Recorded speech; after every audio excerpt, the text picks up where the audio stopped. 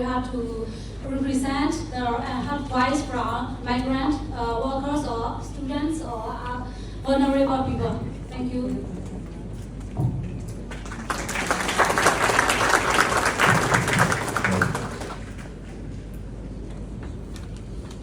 Ví dụ bảo nó sẽ lúc chào bài cho nó mua mà họ đó thì thay tất cả đồ mà lúc nhiều thay cho là có phát bao giờ mà thế thì sẽ chế độ là chế độ cho mà cho nó cái này nên làm mà cho nó qua rồi thì cái học về nó cho nó lúc trong đồ trang cho nó lúc phải xí khó đủ là rồi news agency lúcပြောတယ်ပေါ့နော်တကယ်ဌာနလည်းမဟုတ်သေးဘူးပေါ့နော်social media platform တစ်ခုပဲဖြစ်တယ်ပေါ့နော်ဒါတော့အင်္ဂလိပ်လိုရေးရတော့လိုပါပဲဆိုတော့မတော်မြန်မာလိုရေးချင်တာပေါ့နော်ဒါပေမဲ့ font ခက်ခဲဖြစ်တဲ့အတွက်လိုရေးတာပေါ့ကျွန်တော်တို့အဓိကဘာကြောင့်ဖြစ်ပေါ်လာလဲဆိုတဲ့ဟာမှာမီဒီယာတွေအများကြီးတော့ရှိတယ်ဒါပေမဲ့ migrant လူငယ်တွေကိုhighlight လုပ်တဲ့မီဒီယာအဲ့လိုမျိုးအလေးထားနေသေးတယ်ပေါ့နော်နေသေးတော့ကျွန်တော်တို့ဒါကိုစပြီးတော့လုပ်ဖို့ဖြစ်လာတယ်ဘယ်လိုဖြစ်လာလဲဆိုတော့တင်တန်းတစ်ခုလုပ်တဲ့အခါမှာကျွန်တော်တို့ကyouth reporter တင်တန်းဆိုပြီးတော့ပေးလိုက်တယ် story ခုနှစ်ပုဒ်ထွက်လာတယ်အဲ့ story ခုနှစ်ပုဒ်ကိုကျွန်တော်တို့ကသတင်းဌာနတစ်ခုမှာတင်ဖို့တော့မိတ်ဆက်တဲ့အခါသူတို့ဘက်ကတောင်းဆိုတာတွေနည်းနည်းများတယ်ပေါ့နော်များတော့ okay ငါတို့ page ဖွင့်ပြီးတော့ချမယ်ပေါ့အဲ့ဒါလည်းကျွန်တော်စလို့ဖြစ်တယ်ပေါ့ဆိုတော့ကျွန်တော်တို့ရည်ရွယ်ချက်ကတော့ခုနပြောသလိုပဲနေဆက်မှာရောက်နေတဲ့လူငယ်တွေရဲ့အကြောင်းအရာကိုပြီးပေါင်းထိုးပြဖို့လည်းဖြစ်တယ်ပေါ့နော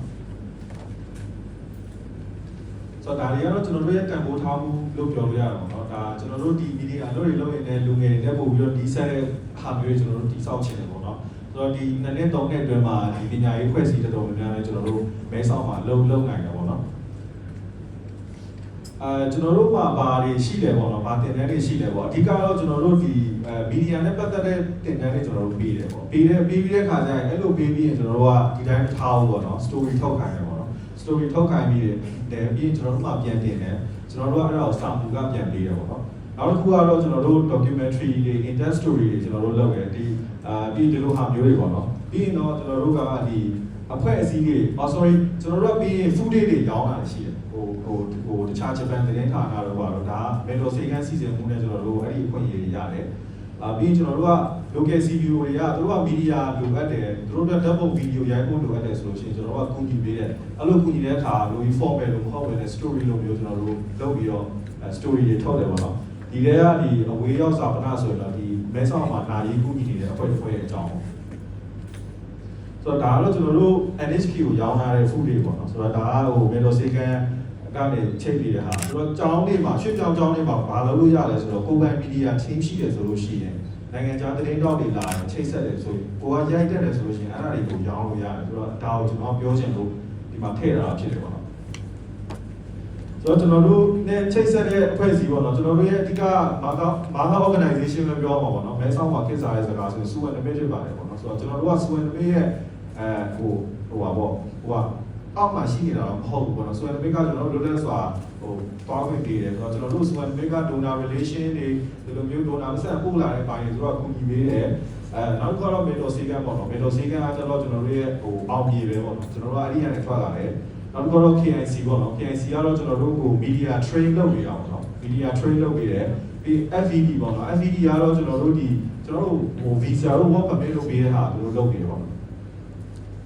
့ဆိုတော့ဒါကကျွန်တော်တို့ထုတ်လုပ်ထားတဲ့story တွေပေါ့နော်ဒါmigrant မှာရှိနေတဲ့လူတွေအကြောင်းဒါကကျွန်တော်တို့ KIC နဲ့လက်တော်လုံးနေတဲ့ youth program ပေါ့နော်ကျွန်တော်တို့ထပ်ပြီးတော့ပြင်ဖို့ရှိတယ်ဒါတော့ KIC ဟာပဲကျွန်တော်တို့ဟာတော့ပေါ့ဒါပေမဲ့ဒီထဲမှာကျွန်တော်တို့ collaboration လုပ်တဲ့အနေနဲ့ကျွန်တော်ထည့်ထားတာဖြစ်တယ်ပေါ့နော်ဆိုတော့ဒီကျွန်တော်ကအများကြီးပေါ့နော်ဒါကထုံးတဲ့တိုင်းပဲအင်္ဂလိပ်စာရေးထားတာပဲဒါပေမဲ့ပြောချင်တာကတော့ကျွန်တော်ကဝါသနာကိုရက်တိလို့ရအောင်ကျွန်တော်လုပ်နိုင်ခဲ့တယ်ပေါ့ကျွန်တော်အရင်က NGO ခုမှဝန်ထမ်းပဲ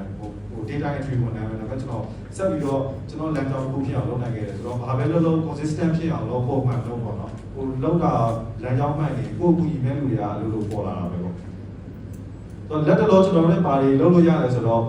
လောလောဆယ်ဆက်ဆောင်တာနီးပြီးဒီရဲ့အတွက်ကျွန်တော်တို့က gender လူငယ် media ဆိုပြီးတော့online campaign တစ်ခုလုပ်နေတာရှိတယ်ဆိုတော့ဒီရဲ့ဒီကိုမောင်မတွေ